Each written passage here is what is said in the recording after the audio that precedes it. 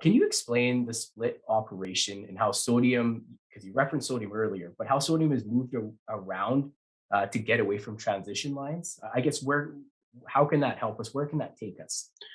Yeah, well, I think the interesting thing with this battery technology, Chad, is a couple of things. One, this is a chemical engineer's battery. This is for grid scale storage, very, very large batteries.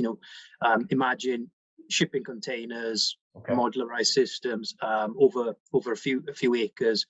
So it really does lend itself quite well to remote locations. Microgrid type thinking, where you maybe want to have a backup power system for several hours to several days in a remote area, and not have to rely upon diesel generators or something else like that, or lithium-ion batteries for that matter. Okay. One of the novelties really in our technology is when we run our battery, we do run at a temperature where the sodium metal, when we produce sodium metal, when we charge the battery, it's in a molten state. And what that does, one, it gives us an enormous ability to keep charging the battery, because once you make sodium metal, it just flows away into a tank or reservoir, and you can just keep charging this battery for hundreds of hours, and you can store the sodium metal, and which is quite unique in terms of anybody else's technology. One of the beauties of that with sodium metal is it's a very stable material. So once you've made sodium metal, you've got the electrons captured as sodium metal. It doesn't go anywhere. It doesn't degrade. It just sits as sodium metal until you want to bring it back to the battery and discharge it. But the other nice thing with sodium metal is you can cool it down, you can solidify it into a billet, and you can transport it. So you've got this ability to charge in one location. For example, where you've got an excess of renewable electricity or very cheap electricity, you can make a sodium metal in one location, and then you can truck it, put on a train, or you can transport it any way you like, really, to another site where you can discharge the battery, put the sodium metal in the battery, let it do the reverse chemistry from charging, and it discharges electrons to your grid. So it's kind of a novel way of thinking about doing away with the traditional T&D transmission of electricity over wires. It gives that opportunity to do that. And I'm thinking of the various applications where this could apply for different industries in terms of power generation.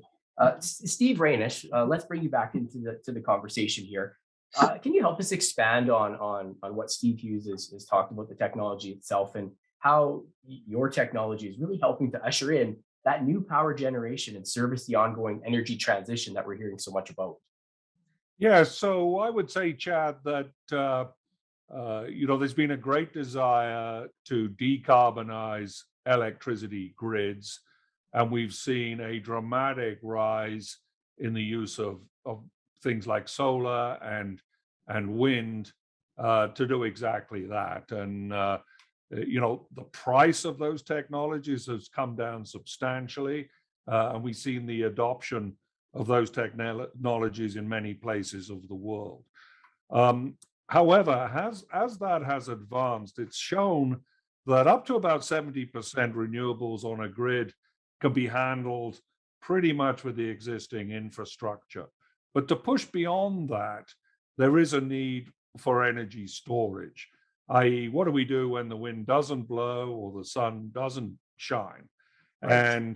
And so the attention has moved from rolling out solar and wind to this question of how do we get beyond 70% penetration, and how do we store electricity for those instances? Steve alluded to we can use lithium-ion batteries, which are now very well established, but only really economically work in the 3 to 4 hour storage range. And so there is a big need that has been well recognized now, but only in the last year or two, for much longer duration storage capability. And we're talking here greater than 8 hours, greater than 12 hours, greater than 24 hours. And So the advantage of a technology like this is subject to just providing storage for the sodium metal that Steve was talking about. We can store energy for 12 hours, a week, a month, or longer. So we've disconnected the power unit from the storage facilities, and that gives a lot of flexibility. And what's interesting to me, Chad, is that brings the technical solution to this intermittency problem, when the wind doesn't blow and the sun doesn't shine. But it also then opens up, I think, a lot of business opportunities of trading electricity. Let's charge the battery up when electricity prices are very low. It could be at night. It could be during a week where the wind isn't blowing very well. It could be for a lot of other reasons, maybe weather related, maybe not.